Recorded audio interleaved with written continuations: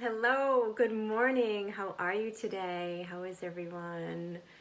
Today we're talking about why the heck do I have cravings? That sugar and the carb cravings and the nighttime snacking, the emotional eating, there's one thing that's driving them all, and I'm going to tell you about it. I'm going to tell you what it is because a lot of times we blame ourselves, right? We feel guilty. We feel like we don't have any willpower, and then we feel shame when we have that snack or that carb or that sugar type food, and we're just like, oh, why do I have to keep craving? So we're going to talk about that today. We're going to dive a little deeper into what's actually going on and why you're having these cravings. So once we understand what's actually happening, then we're much more aware, right? And then we are better able to deal with it and to do something about it. So I'm Kelsie, Michaud, health and life coach.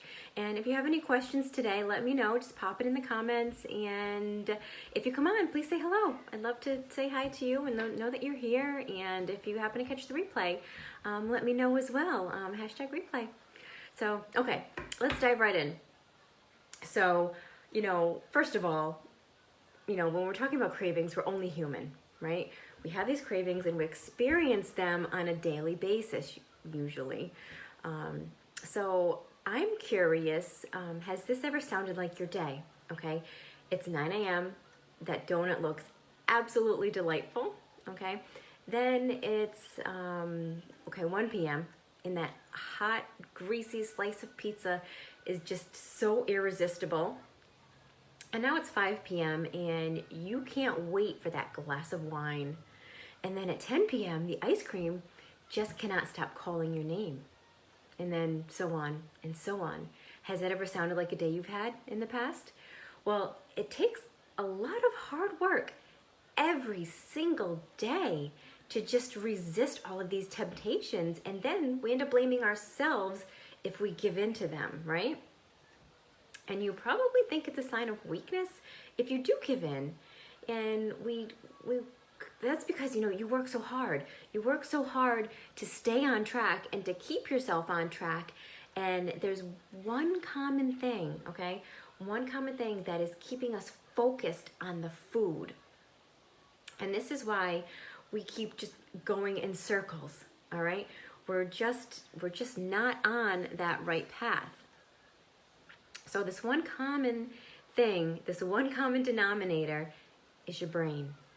Okay, your brain has enormous power over you. And the thing is, we need to get down to the source, all right? We need to get to the source of understanding these behaviors, and that is your brain, all right? We have to start to understand what's actually going on in your brain around these cravings and your snacking and your emotional eating, okay? And then we have to start to learn some tools that are specific, all right? Some specific tools that actually works with the way our brain works. So once you can actually change the way your brain responds to food and change your relationship with food, then we don't have to fight our brain so much anymore. Then we can actually work with our brain, then we can work with how it's naturally wired. And that's when things massively start to shift, okay? Then you're in a place of control and you and your brain are now on the same page, okay? So within your brain, it are these, it's an intricate network of all these systems and neurotransmitters and all these brain chemicals. And they are absolutely critical to our survival. And it's actually what's driving us to look for or just seek out the needs that we absolutely have to stay alive. But the thing is that there are many things that are not so necessary to our survival, and they also activate our reward system in our brain. So, some of those things could be like listening to music, getting a massage, just watching a good movie, those feel good things, stuff that you like. And then there's also substances too, and other behaviors that are actually detrimental to our health, in our well-being that cause that reward system to kind of kick in as well, like drugs and alcohol and gambling and even chocolate cake, or like some salty, nice potato chips, or just the act of chronic overeating. So what's actually going on in our brain? Well, there are 4 primary neurotransmitters that play important roles in your brain's reward system. And neurotransmitters are the brain's, the chemical messengers. So they're sending messages back and forth to each other, and they're relaying all of this information within your brain. And depending on how strong or how weak they are, these neurotransmitters play a really important role on how you're able to control your cravings. Okay, so we're going to dive a little deeper and look more closely at all of these chemicals that are in your brain and what's actually happening inside there, so that you will know that it's not you, it's these chemicals that and all this stuff that's going on, and not to blame yourself. Okay, so first of all, there's dopamine. I'm sure you've heard of dopamine before, and it's that feel-good chemical, all right? And whenever we do something that we really enjoy, it's like pressing a button in the brain that it'll release that dopamine, and it makes us just feel that joy and that pleasure. Okay, so if we push these pleasure buttons too often, or if we press them a little too hard, we're going to reduce the dopamine's effectiveness. All right, so eventually it's going to take more and more to actually stimulate it, which means all of the foods that we eat and we desire, the more we have it, the more we want it. All right, so they are essentially increasing that dopamine that makes us that feel good chemical just kicking right in, kicking into high gear, and it makes the foods more and more desirable to us. Okay, does that make sense? Let me know if you have any questions as I go along. Okay, and then there's serotonin, and serotonin, which is thought of as our happy, anti-worry. It's a very flexible chemical, and many of the current antidepressants work on this particular neurotransmitter. So when our serotonin levels are low, people tend to be kind of worried or argumentative, or even have anxiety and depression. We have like obsessive thinking or compulsive behaviors. Okay, so that's what happens with our serotonin. And then there's GABA. And this is a neurotransmitter that actually helps to calm and relax our brain.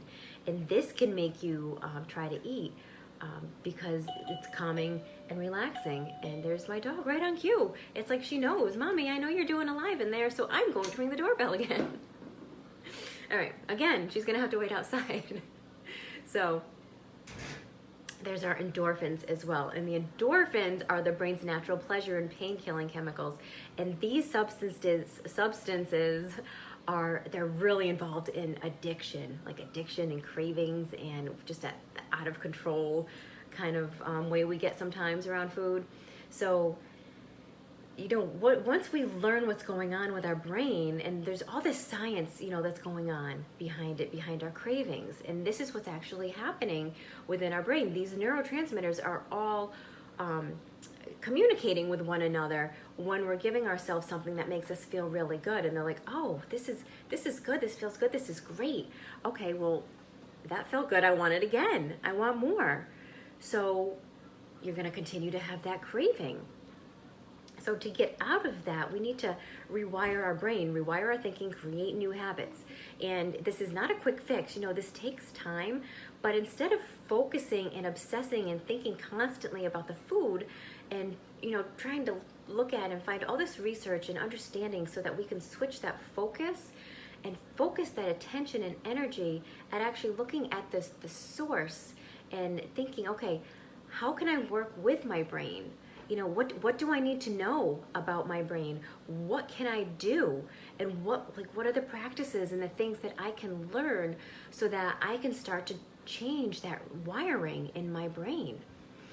So this is exactly the types of things that I do with my clients when we work together. We start with just small little baby steps, little action steps that I call them, and they go and they practice them. And it's so small that it's not that noticeable to your brain. So you're kind of tricking your brain. And then all of a sudden, you're doing these new things without even thinking about it. And you're like, oh, this is nice. This is good. I'm not craving so much anymore. Or I am enjoying the foods I love, but I'm not going overboard with them. I'm not overeating them. And you get to that point when you take these small baby steps along the way. Because like I said, it's not a quick fix. You can't do an overhaul on your brain. Your brain is going to be like, no, I'm not doing that today. Not today. No, thank you. It doesn't want to, it won't work that way. You're going to be like, yep, that's too much. I'm not going to do that. So that's why you need to do it gradually in small steps. And that is what gets you to actually perform these action steps, because they're so small and they're so doable that you get to the point to where you're doing them, like I said, without even thinking about it. And over time, now that's just your new way of being. That's your new life. That's your new healthy lifestyle. There it is. It just happens. It's where the magic happens. So if you would like to be able to learn more about what goes on in your brain and understand your cravings and be able to ditch those cravings and say, sayonara, I'm good. I'm going to be able to understand you and work with you, and so that I can make the right choices for myself so that I feel good in a way that's healthy for both my brain and my body. Okay? So if you would like to learn how to go through this whole process of understanding your cravings and be able to have less cravings so that you're not feeling so guilty and shameful, and feeling healthier and feeling good in your body, and just getting to a place of where you want to be just smashing out your goals without having to worry about cravings and still enjoying all the foods that you love. Because that's what happens when you are listening to your body and you're eating intuitively.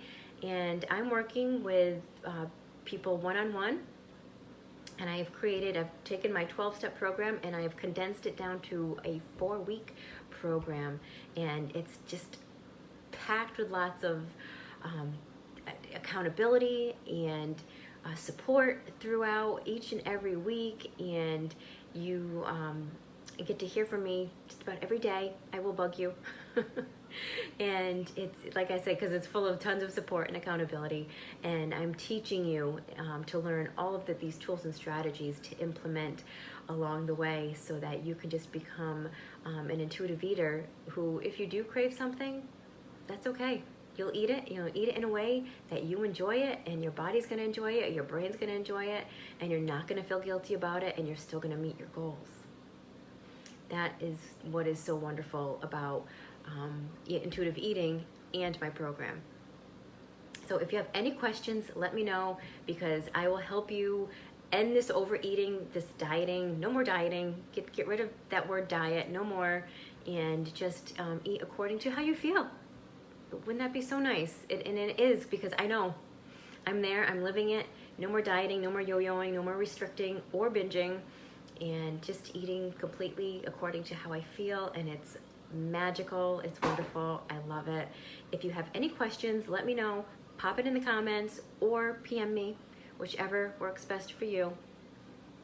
And if there's no questions right now, I am going to hop off, but I hope you all have a very beautiful day, and I'll talk to you guys soon. Oh, one more quick thing. I did post for Q&A. If you have any questions to do, health, wellness, intuitive eating, whatever, let me know.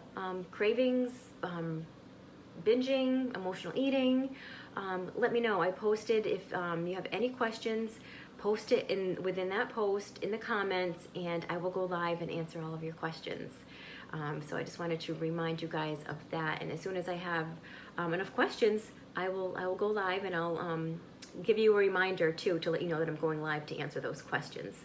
So okay, so if there's nothing else, now I'm going to hop off, but I hope you guys have a great day. Bye, guys.